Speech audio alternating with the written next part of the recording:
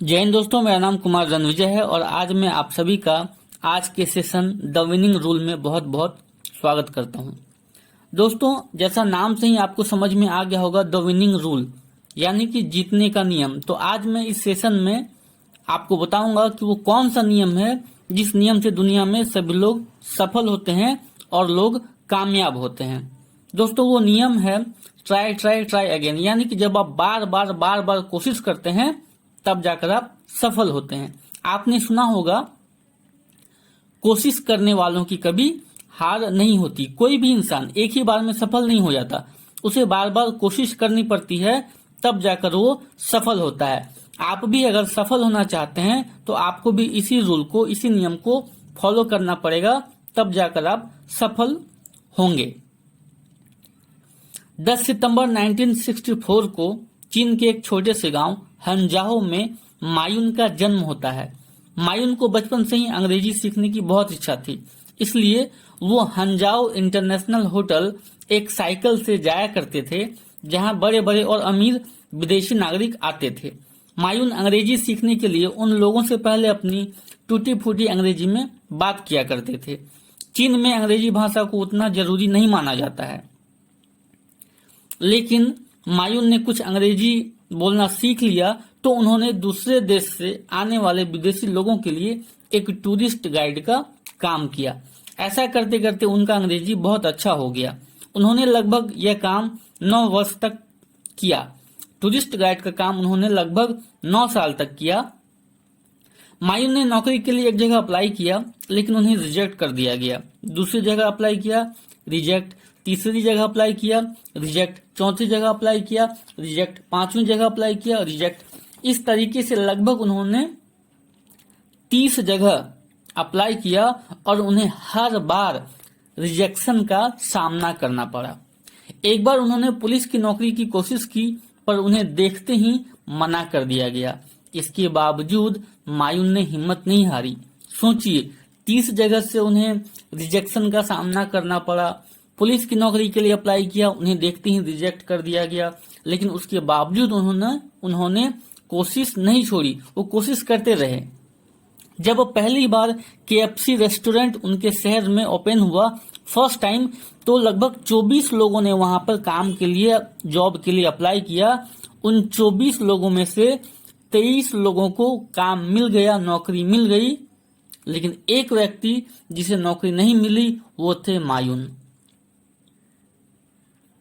1998-1999 में China international electronic commerce centre के द्वारा एक IT कंपनी स्थापित की गई।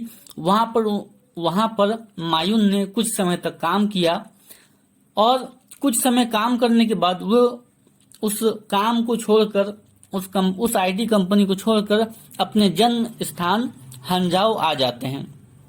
हंजाओ में अपने दोस्तों के साथ मिलकर उन्होंने पहली B2B ई-कॉमर्स वेबसाइट की शुरुआत की।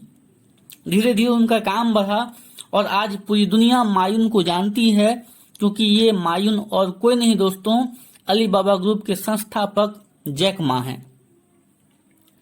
आज वो हम सबको एक प्रेरणा देते हैं और सिखाते हैं कि जीवन में आपकी जितने भी मुश्किलें या असफलताएं आ जाए, कभी भी हार नहीं माननी चाहिए, क्योंकि बार बार असफलता झेलने वाले व्यक्ति को ही सफलता मिलती है। स्कॉटलैंड में एक राजा हुआ करते थे जिनका नाम था रॉबर्ट द ब्रूस। एक दिन इंग्लैंड के राजा ने स्कॉटलैंड पर हमला कर दिया। दोनों सेनाओं में भयंकर युद्ध हुआ। इंग्लैंड की सेना शक्तिशाली थी, इसलिए रॉबर्ट ब्रूस की हार हो गई और उसे युद्ध भूमि छोड़कर भागना पड़ा। स्कॉटलैंड पर इंग्लैंड का कब्जा हो गया। रॉबर्ट ब्रूस ने हार नहीं मानी, वो अपने राज्य को आजाद कराना चाहते थे।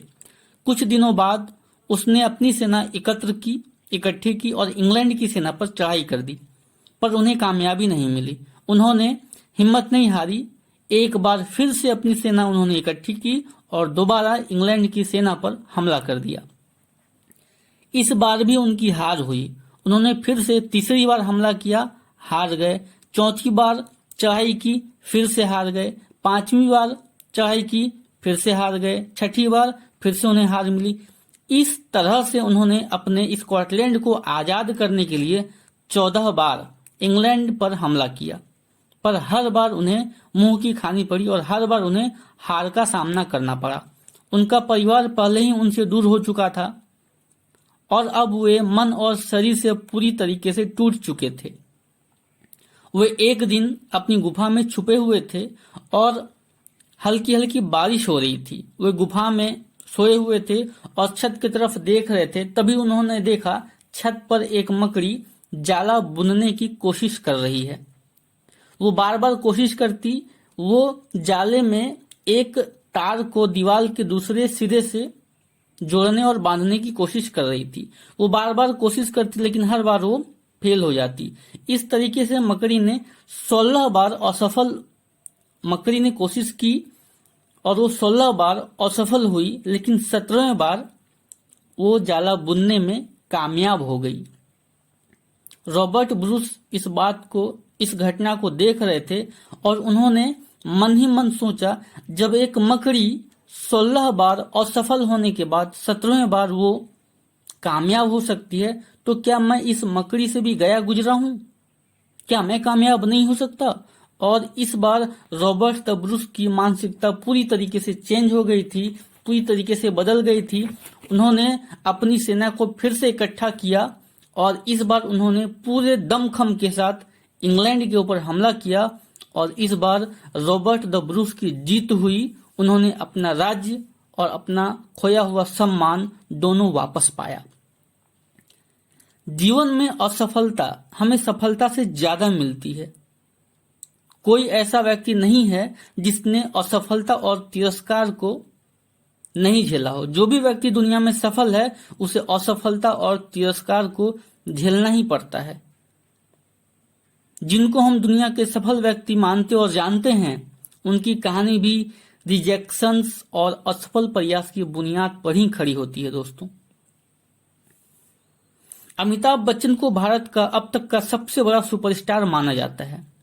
एंग्री यंग मैन से बॉलीवुड के शहंशाह होने तक अमिताभ बच्चन जी ने एक लंबा सफर तय किया है। अमिताभ बच्चन जी एक कवि परिवार से ताल्लुक रखते हैं। उनके पिता हरिवंश राय बच्चन जी एक महान कवि थे। उन्होंने अपनी पढ़ाई पूरी करने के बाद सिटी ऑफ ड्रीम, मुंबई, जिसे हम सिटी ऑफ ड्रीम, सपनों का शहर कहते हैं, वहां चले गए। वहां उन्होंने फिल्म इंडस्ट्री में अपनी किस्मत आजमाई, लेकिन अपने लुक की वजह से और अपनी लंबी कद की वजह से उन्हें बहुत समस्याओं का सामना करना पड़ा। उन्होंने रेडियो जॉकी के लिए भी कोशिश की, पर उनकी भारी आवाज होने के कारण उन्हें वहां से भी खारिज कर दिया गया। काफी मेहनत और धैर्य के बाद अमिताभ बच्चन जी को 7 हिंदुस्तानी मूवी में काम करने का मौका मिला, लेकिन उस फिल्म ने भी अच्छा प्रदर्शन नहीं किया। अमिताभ बच्चन जी ने बैक टू बैक 9 फिल्में की और 9 फिल्में फ्लॉप हो गई। उन्होंने कई छोटी भूमिकाएं भी निभाई, दूसरों के लिए आवाज भी दी, लेकिन उन्हें सफलता जंजीर मूवी से मिली और फिर उसके बाद उनकी किस्मत ही चेंज हो गई। उसके बाद उन्होंने एक से बढ़कर एक हिट फिल्में दी। साल 1995 में उन्होंने अपनी खुद की कंपनी ABCL यानी कि अमिताभ बच्चन कारपोरेशन लिमिटेड शुरू की। इस कंपनी ने 1996 में मिस वर्ल्ड जैसा मेगा इवेंट भी किया। इस इवेंट से कोई बड़ी कमाई नहीं हुई, बल्कि बिग बिग पर बहुत बड़ा कर्ज चढ़ गया। उनकी कंपनी के खिलाफ कई कानूनी मामले भी दर्ज हो गए, यहां तक कि बैंक उसके बाद उनको बहुत सारे नोटिस बैंक ने भेजना चालू किया कर्ज वसूली यानी कि लोन वसूली को लेके। बिग बी को अमिताभ बच्चन जी को अपना बंगला प्रतीक्षा तक गिरवी रखना पड़ गया। ABCL का लक्ष्य था 1000 करोड़ की कंपनी बनने का, लेकिन इस बैनर की पहली फिल्म ही बुरी तरीके से पिट गई और उनके ऊपर 90 करोड़ का कर्ज हो गया। कोर्ट ने अमिताभ बच्चन जी को दिवालिया तक घोषित कर दिया। जिस उम्र में लोग रिटायरमेंट की तरफ आगे बढ़ते हैं, उस उम्र में उन्होंने अपनी जिंदगी की दूसरी पारी की शुरुआत की। उनको मोहब्बतें फिल्म में काम करने का मौका मिला और KBC से उन्होंने फिर से अपनी यात्रा शुरू की और एक बार फिर से उन्होंने शिखर को छू लिया और दोबारा फिर वो कभी पीछे मुड़ के नहीं देखे। अमिताभ कमर्शियल और टीवी प्रोग्राम करते रहे, जिससे उनके जीवन में जो भी परेशानी थी वो सारी की सारी खत्म हो गई। अमिताभ बच्चन जी ने कभी हार नहीं मानी। आज उन्होंने जो मुकाम हासिल किया है वो मुकाम आज तक फिल्म इंडस्ट्री में शायद ही कोई व्यक्ति हासिल किया हो पहले। उन्होंने अपनी असफलता को सफलता में बदल दिया अपनी मेहनत के कारण। अमिताभ बच्चन जी कहते हैं, जो लंबे समय तक लंबा नहीं होता वह आसान होता है, जो आसान है बहुत लंबा नहीं होता है। हमारे समाज पर सालों से जाति और धर्म का बहुत बड़ा प्रभाव रह चुका है।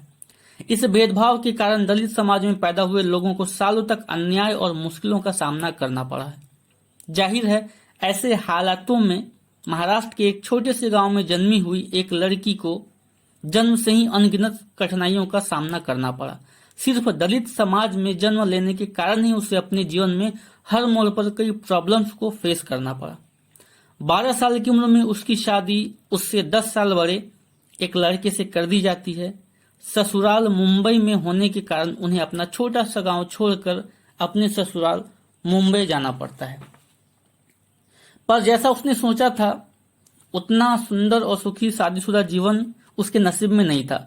ससुराल में उसके ऊपर पूरे घर का काम करने की जिम्मेदारी थी। 12 साल की उम्र में जब छोटे बच्चे खिलौने से खेलते हैं, वो लड़की 10-12 लोगों का खाना बनाया करती थी। साथ ही कई सारे घरेलू काम भी किया करती थी। काम ठीक से न करने पर ससुराल वालों से कभी कभी बुरा भला भी उन्हें सुनने को मिलता था।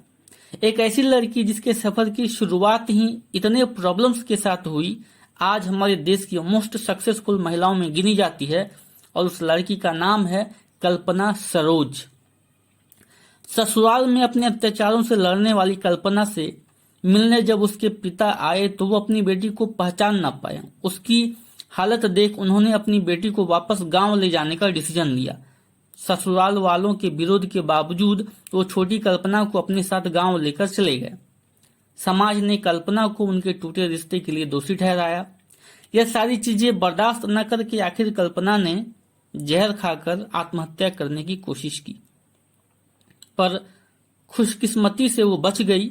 इस घटना के बाद उनमें बहुत बड़ा चेंज आया और उन्होंने अपने आप को जीवन में आगे बढ़ाने के लिए सोचा और उन्होंने ठान लिया कि मुझे अब जीवन में आगे बढ़ना है।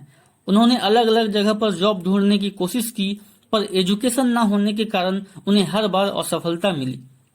फिर उन्होंने मुंबई जाकर काम ढूंढने की ठान ली। अपनी माँ को मना कर वो मुंबई आ गई।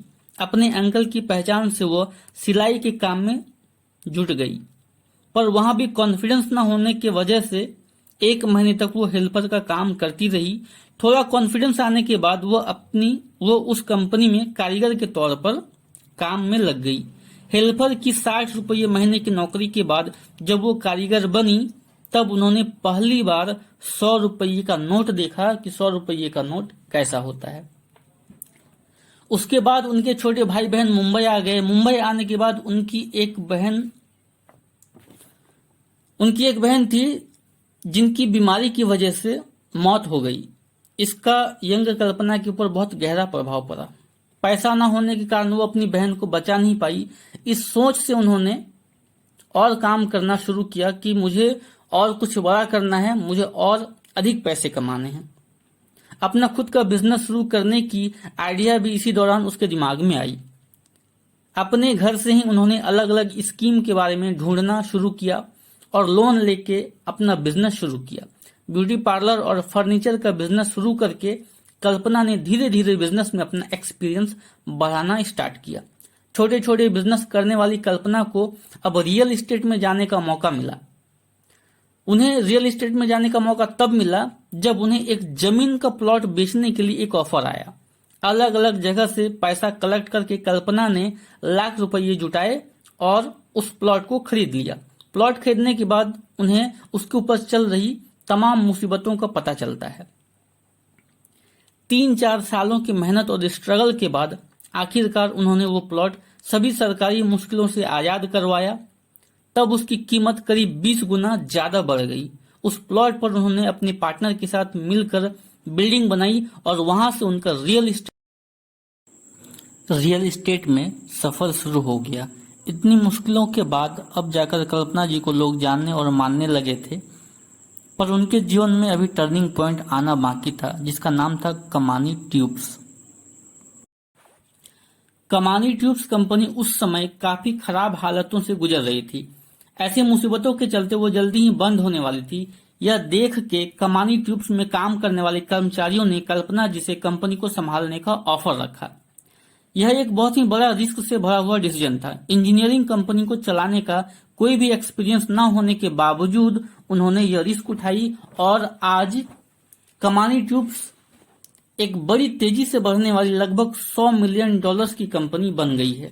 कोई भी शिक्षा या डिग्री के बिना एक छोटे से गांव से आई हुई एक लड़की आज रियल एस्टेट और इंजीनियरिंग के बड़े बिजनेस में नए नए मुकाम हासिल कर रही है। यह हम सब के लिए गर्व की बात है। कल्पना जी के इस काम के लिए उन्हें कई अवार्ड से नवाजा गया। 2013 में उन्हें पद्मश्री पुरस्कार से नवाजा गया। उन्हें बिजनेस के क्षेत्र में एक्सलेंट काम करने की वजह से Rajiv Gandhi award for women entrepreneurs से भी सम्मानित किया गया। अपना बिजनेस स्टार्ट करने के लिए बैंक से लोन लेने वाली कल्पना आज खुद भारतीय महिला बैंक की बोर्ड ऑफ डायरेक्टर की सदस्य हैं। कल्पना जी ने अपने काम से लोगों को यह दिखाया कि तुम चाहो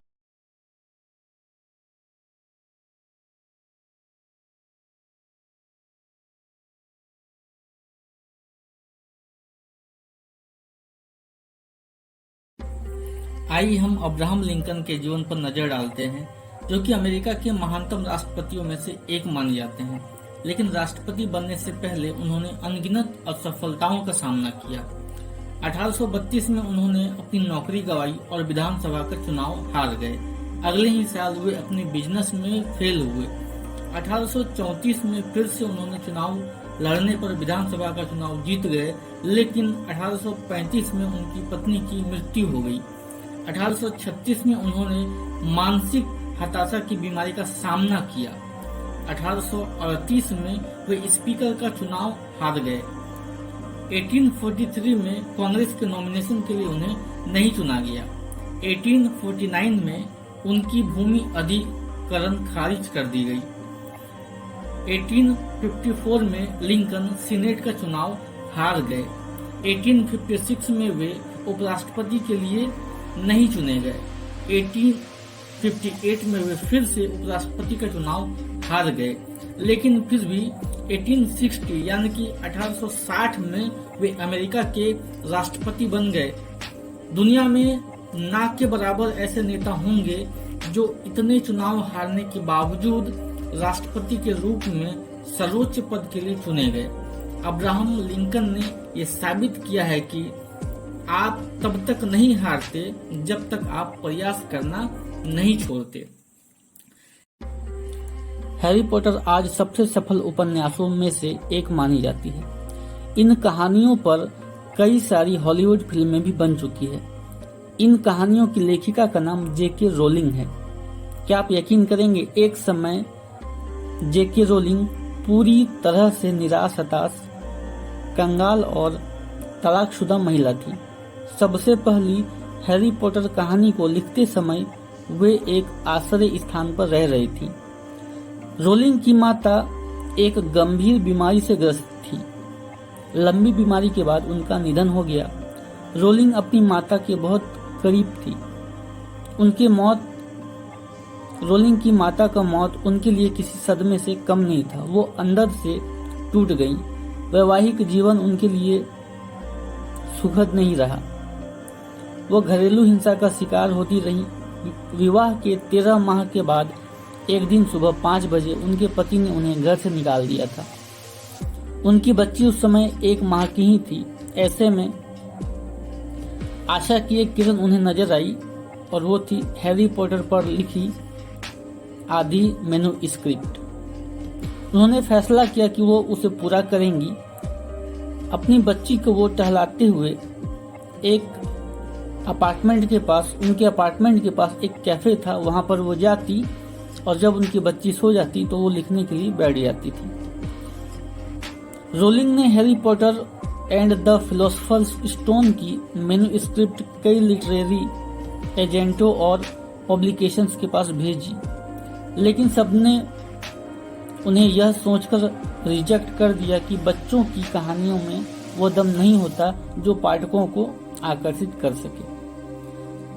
12 पब्लिकेशंस के द्वारा उनकी मैन्युस्क्रिप्ट को रिजेक्ट कर दिया गया, लेकिन रोलिंग ने हार नहीं मानी और वो अपनी मैन्युस्क्रिप्ट को एजेंटों को भेजती रही। ब्लूम्सबरी पब्लिशिंग हाउस ने रोलिंग की मैन्युस्क्रिप्ट को छापने का निर्णय लिया और इसके एवज में उनके समक्ष 2000 पाउंड का प्रस्ताव रखा। वो सहर्ष तैयार हो गई। उस दौर में एक महिला का लेखक के रूप में सफल होना बहुत ज्यादा मुश्किल था, जिसे देखते हुए उनका नॉवेल में नाम पूरा ना छापकर जेके रोलिंग छापा गया। जेके रोलिंग का पूरा नाम जोनाह कैथरीन रोलिंग था। अपनी दादी से विशेष लगाव होने के कारण उन्होंने उनका नाम अपने नाम के साथ जोड़ लिया था। इस तरह जेके रोलिंग नाम से लेखिका के रूप में उनकी नई शुरुआत हुई। समय का पहिया घूमा और ऐसा घुमा कि रोलिंग पर पुरस्कारों की झड़ी लग गई। हैरी पॉटर के कारनामों से सजा उनका रोमांचक novel Harry Potter and the philosopher stone कई लिटरेचर चार्ट पर बेस्ट सेलर में शुमार रहा। स्थिति तो यह हो गई कि कभी उनके मैन्युस्क्रिप्ट को नकारने वाली पब्लिशिंग हाउसेस भी उनके नोवेल के प्रकाशन के अधिकार को खरीदने के लिए बोलियां लगाने लगे। इसके बाद जो हुआ वो इतिहास है।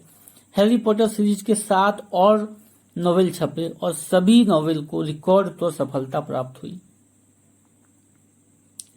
16 साल की उम्र में बुरी तरह से शराब की लत में फंसे 30 बार उनकी लिखी गई कहानी को नकारा गया। 31वें बार असफल होने पर अपनी इस कहानी को फेंक दिया उन्होंने। इस व्यक्ति का भविष्य क्या हो सकता है, हम बताते हैं आपको। यह व्यक्ति आगे जाकर एक महान लेखक बने। उनका नाम है स्टीफन किंग। अपनी पत्नी के जोर देने पर उन्होंने इस कहानी को एक बार और प्रकाशक को भेजा और उसके बाद मिली सफलता हमारे सामने है। स्टीफन किंग की पुस्तक विश्व की सबसे शानदार पुस्तकों में से एक है। महान व्यक्ति और सामान्य व्यक्ति में फर्क केवल उनकी सोच, नजरिए और विश्वास का होता है। महानता प्राप्त करने के लिए कभी प्रयत्न न छोड़ने की सोच जरूरी है। इन महान व्यक्तियों ने साबित किया है कि आपको तब तक कोई नहीं हरा सकता जब तक कि आप खुद न हार जाओ।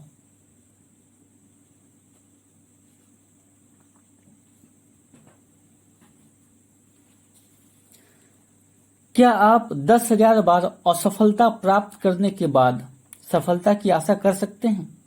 एक इंसान ने की थी, जिसकी बदौलत हमारे जीवन में आज उजाला है। यह इंसान थे थॉमस अल्वा एडिसन।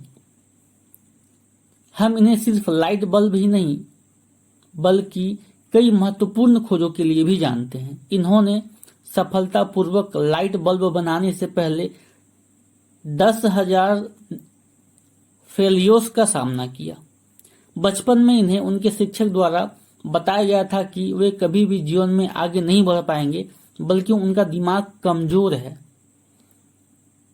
आज उस शिक्षक का नाम शायद किसी को याद नहीं, लेकिन एडिसन को सभी लोग जानते हैं। एडिसन बल्ब बनाने में 10,000 बार से अधिक असफल हुए, जिस पर उन्होंने कहा, मैं कभी नाकाम नहीं हुआ, बल्कि मैंने 10,000 ऐसे रास्ते निकाले जो मेरे काम के नहीं आ सके। असफलता में ही सफलता छिपी होती है। जरूरत इस बात की है कि हम यह अवश्य देखें कि किन कारणों से असफलता मिली है। अगर हम सही मायने में विचार करेंगे तो साफ पता चल जाता है कि हम क्यों असफल हुए। कई बार अपनी अनसक्सेस के लिए हम खुद को जिम्मेदार न मानकर दूसरों पर दोषारोपण करते हैं, जो सही नहीं है। जब तक हम खुद का सही तरह से आत्मविवेचन नहीं करेंगे, तब तक हमें असफलता के कारण का पता ही नहीं चल पाएगा और उसे दूर हम नहीं कर सकते जब तक वो हमें पता न चल जाए। ऐसे में जरूरी है कि हम खुद अपना आत्मविवेचन सही तरह से करें। इसी से सफलता का रास्ता निकलता है। भगवान बुद्ध आत्मज्ञान की खोज में तपस्या कर रहे थे। उनके मन में विभिन्न प्रकार के प्रश्न उमड़ रहे थे। उन्हें प्रश्नों का उत्तर चाहिए था, लेकिन अनेक प्रयासों के बाद भी उन्हें सफलता नहीं मिली। वे आत्मज्ञान की प्राप्ति के लिए कठोर तपस्या करने लगे। अनेक कष्ट सहन किए, कई स्थानों की यात्राएं की, परंतु जो समाधान उन्हें चाहिए था वह उन्हें मिला नहीं। एक दिन उनके मन में कुछ निराशा का संचार हुआ। सोचने लगे, धन, माया, मोह और संसार की समस्त वस्तुओं का त्याग मैंने कर दिया, फिर भी आत्मज्ञान की अभी तक मुझे कोई प्राप्ति नहीं हुई है। क्या मैं कभी आत्मज्ञान की प्राप्ति कर पाऊंगा? मुझे आगे क्या करना चाहिए?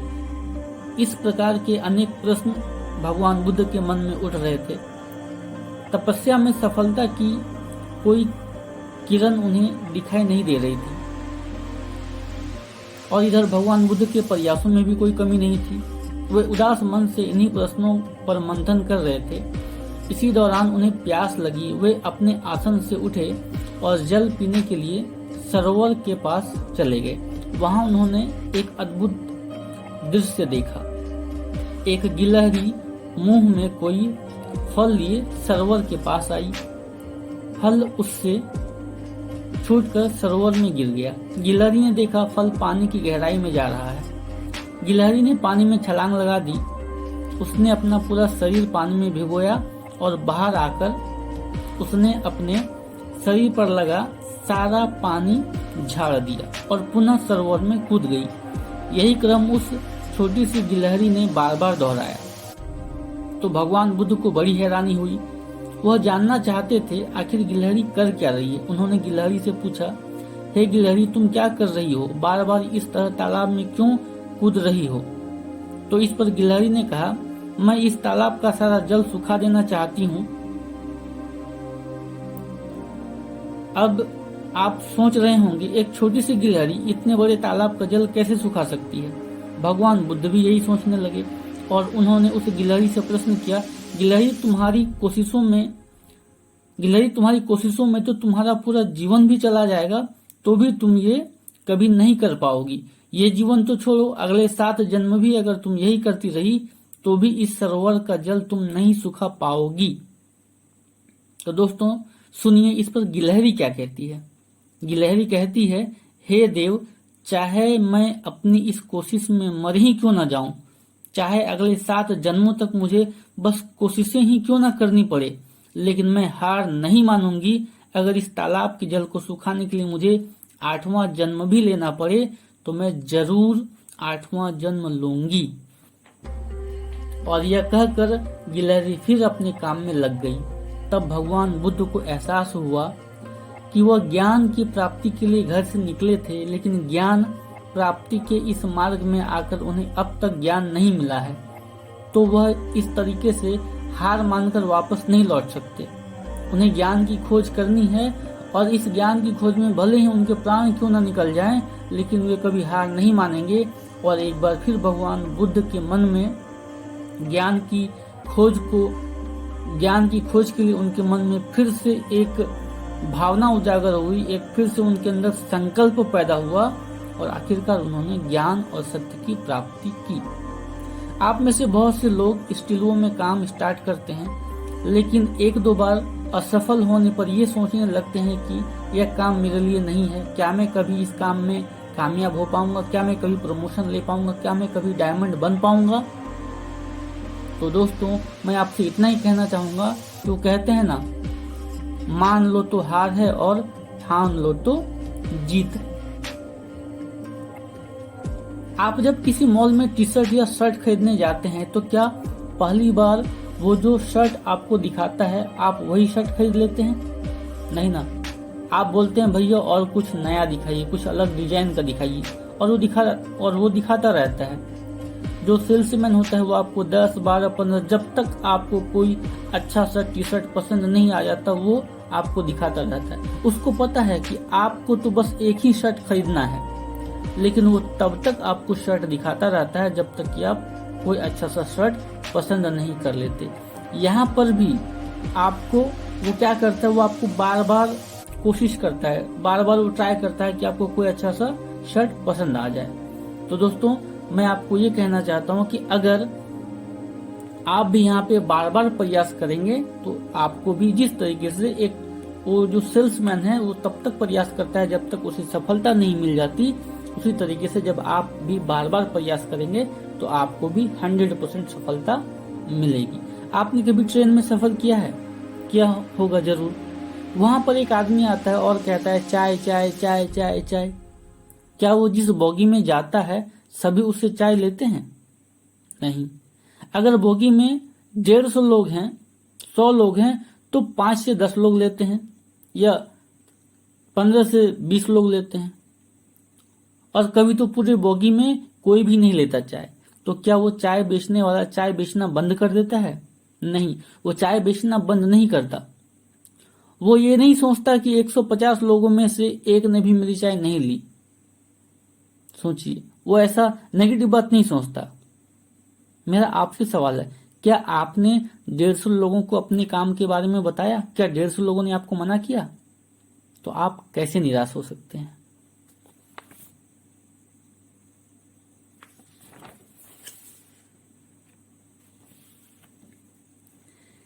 एक गांव में एक बाबा रहते थे। लोगों का मानना था कि वे जब जब नाचते थे तब तब बारिश होती थी। एक राहगीर उनके पास जाता है और पूछता है, बाबा मैंने आपके बारे में सुना है कि आप जब जब डांस करते हैं, जब जब आप नाचते हैं तब तब बारिश होती है, क्या ये सच है? बाबा मुस्कुराते हुए बोलते हैं, नहीं ऐसा नहीं है, मैं तब तक नाचता रहता हूं जब तक कि बारिश नहीं हो जाती। हमें भी तब तक प्रयास करते रहना चाहिए जब तक हम सफल नहीं हो जाते। कोई आदमी कितनी बार असफल हो सकता है? 10 बार, 15 बार, 50 बार, और फिर शायद इन प्रयासों के बाद वो अपनी कोशिशें छोड़ दे।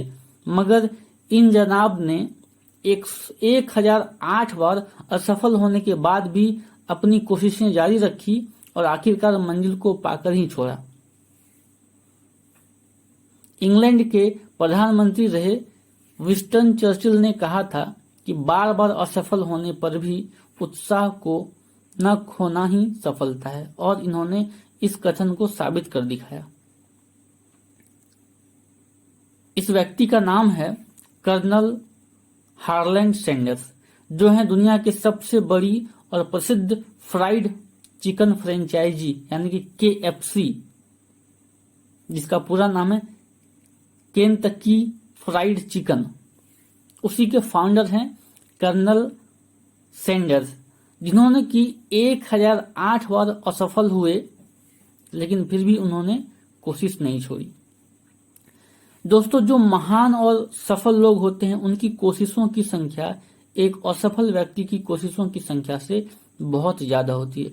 कर्नल सैंडर्स के पास चिकन बनाने का एक बहुत अच्छा तरीका था, आइडिया था, लेकिन उनके पास पूंजी नहीं थी। तो वो अपना प्रपोजल लेके लोगों के पास जाते। लगभग 1007 लोगों ने उन्हें कहा नो नो नो, हम आपके साथ काम नहीं करेंगे।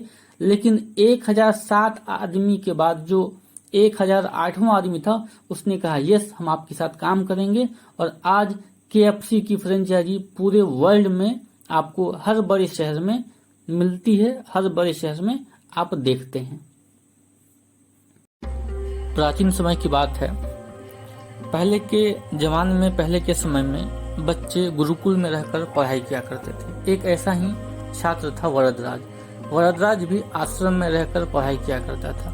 वरदराज व्यवहारिक था, उसके अपने दोस्तों के साथ बहुत अच्छे रिश्ते थे, सभी के साथ उसके मित्रवत संबंध थे। लेकिन वरदराज जड़मती था, यानी कि मंद बुद्धि का था। गुरुजी के द्वारा दी गई शिक्षा को बाकी सभी छात्र जल्दी सीख जाते, लेकिन वरदराज काफी मेहनत करता, लेकिन ना ही वो कुछ सीख पाता, ना ही कुछ समझ पाता।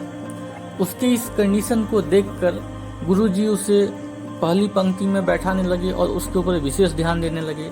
लेकिन इन सब के बावजूद भी वरदराज ना ही कुछ सीख पाया, ना ही कुछ समझ पाया। उसके साथ जो भी स्टूडेंट थे, जो भी विद्यार्थी थे, वे आगे की कक्षा में चले गए, लेकिन वरदराज जहाँ का वहीं रह गया। एक दिन निराश और परेशान होकर गुरुजी ने कहा, वरदराज तुम्हारे नसीब में पढ़ाई लिखाई नहीं है, यहाँ पर समय बर्बाद करने से कोई फायदा नहीं है, तुम वापस घर की ओर चले जाओ। भारी मन से वरदराज आश्रम को छोड़कर अपने घर की ओर चल पड़ा। रास्ते में वो देखता है एक कुआं है, उसे प्यास लगी थी और वो एक कुएं के पास पानी पीने के लिए जाता है। तभी वो देखता है कुएं के चारों तरफ जो जगत होता है कुआं का, वहां पर एक पत्थर रखा है और पत्थर के ऊपर एक घड़ा रखा है।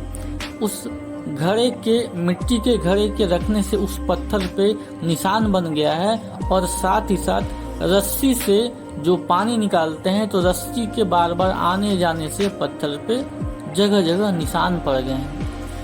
यह बात जैसे ही वरदराज ने देखी तब उसने अपने मन में सोचा कि जब एक मिट्टी का घड़ा एक पत्थर पे निशान बना सकता है, जब एक कोमल से रस्सी पत्थर पे निशान बना सकती है, तो क्या मैं पढ़ाई लिखाई नहीं कर सकता।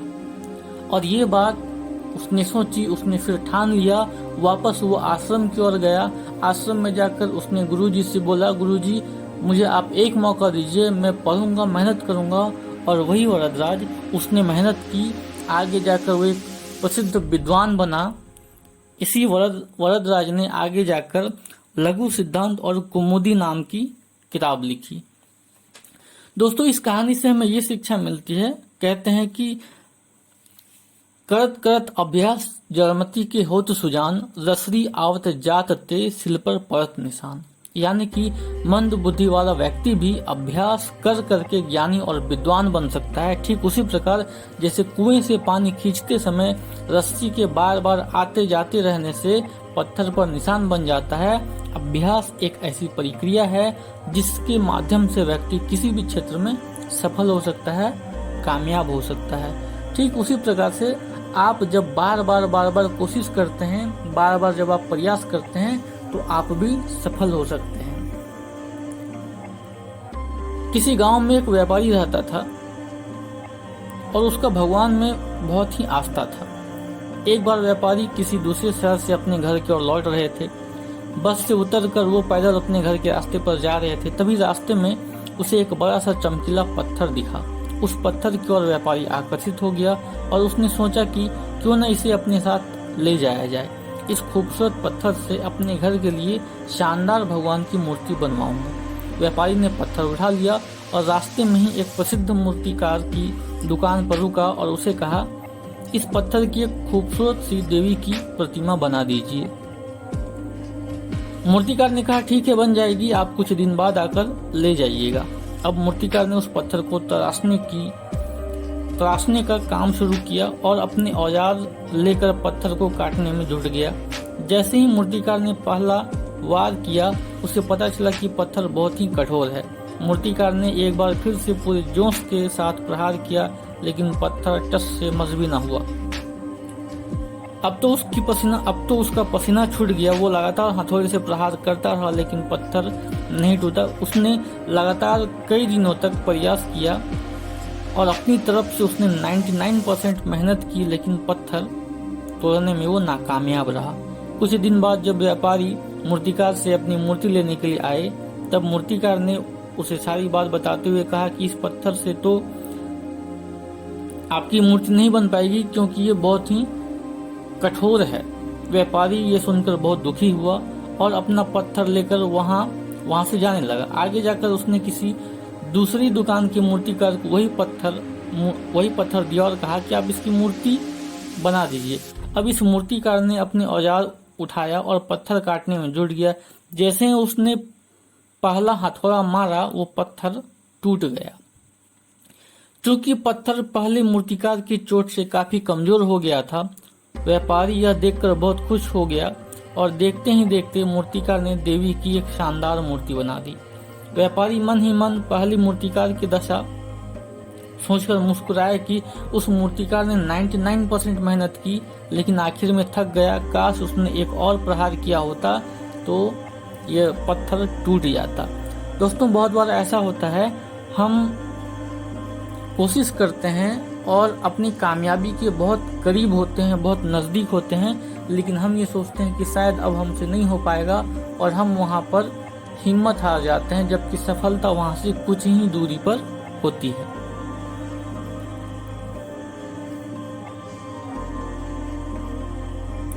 लगातार कोशिश करते रहिए, क्या पता आपका अगला प्रयास ही वो आखिरी प्रयास हो जो आपका जीवन बदल दे। दोस्तों, सफलता के लिए एक मजबूत इच्छा शक्ति की जरूरत होती है। जब आप किसी भी काम को करने की सोचते हैं तो वो काम तभी पूरा हो जाता है, लेकिन उसकी कीमत आपको चुकानी पड़ती है। जैसे आपके पास मोबाइल है, आप मोबाइल शॉप से खरीदते हैं। जब आप मोबाइल को खरीदने के लिए शॉप में जाते हैं तो पैसे देते हैं और मोबाइल लेकर आते हैं। उसी प्रकार सफलता की भी कीमत होती है। जब आप उसकी पूरी कीमत चुका देते हैं तब आपको सफलता मिल जाती है। एक लड़का जो कि अपना बिजनेस करना चाहता था, लेकिन उसके पास बिजनेस करने के लिए पैसे बिल्कुल भी नहीं थे। एक दिन वो नदी के किनारे बैठा था। उसने देखा कि कुछ लोग नदी के किनारे आते हैं और जाल में पानी भरकर ले जाते हैं। लड़का उन लोगों से पूछता है, आप ये पानी क्या करेंगे?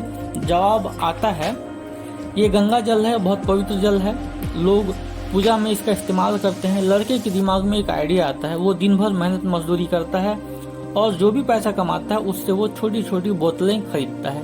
वो नदी के किनारे जाता है, गंगा जल बोतलों में भरता है और बोतल के ऊपर पेपर में लिख देता है गंगा जल और बोतल में चिपका देता है। वो लोगों के घर जाता है और कहता है कि ये गंगा जल है, ये पूजा पाठ में आपके काम आएगा, इसकी कीमत मात्र 10 रुपये। लोग गंगा जल को खरीदने लगते हैं। वह लड़का गंगा जल बेच कर बहुत सारे पैसे जमा करता है।